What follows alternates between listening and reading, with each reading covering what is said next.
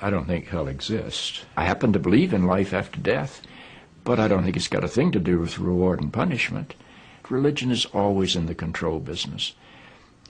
And that's something people don't really understand. It's in the guilt-producing control business.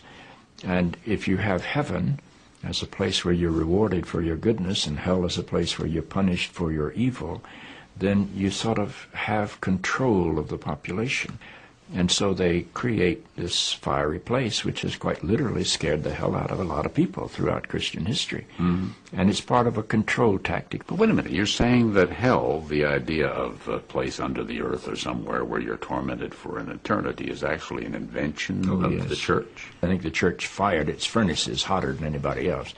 But I think there's a sense in most religious life of reward and punishment in some form. The church doesn't like for people to grow up, because you can't control grown-ups. That's why we talk about being born again. When you're born again, you're still a child. The people don't need to be born again. They need to grow up. They need to accept their responsibility for themselves and the world. What do you make of the theology, which is quite prominent these days in America, which is that there is one guaranteed way not to go to hell, and that is to accept Jesus as your personal Savior? Yeah, I grew up in that tradition. Every church I know claims that we are the true church, and they have some ultimate authority. We have the infallible Pope, we have the inerrant Bible. The idea that the truth of God can be bound in any human system, by any human creed, by any human book, is almost beyond imagination for me. I mean, God is not a Christian. God is not a Jew or a Muslim or a Hindu or a Buddhist. All of those are human systems which human beings have created to try to help us walk into the mystery of God. I honor my tradition. I walk through my tradition. But I don't believe my tradition defines God. I think it only points me to God. You and I are emerging people, not fallen people. Our problem is not that we are born in sin.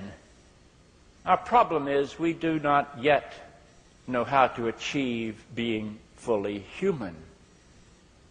The function of the Christ is not to rescue the sinners, but to empower you and to call you to be more deeply and fully human than you've ever realized there was the potential within you to be. Maybe salvation needs to be conveyed in terms of enhancing your humanity rather than rescuing you from it.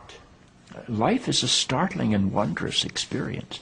And eventually, I think we're going to discover that God is unfolding through the life of our consciousness and our self-consciousness and is not a parent figure up in the sky. But I believe because I'm related to something that is not bound by time and space, that I will share in whatever God's eternity is.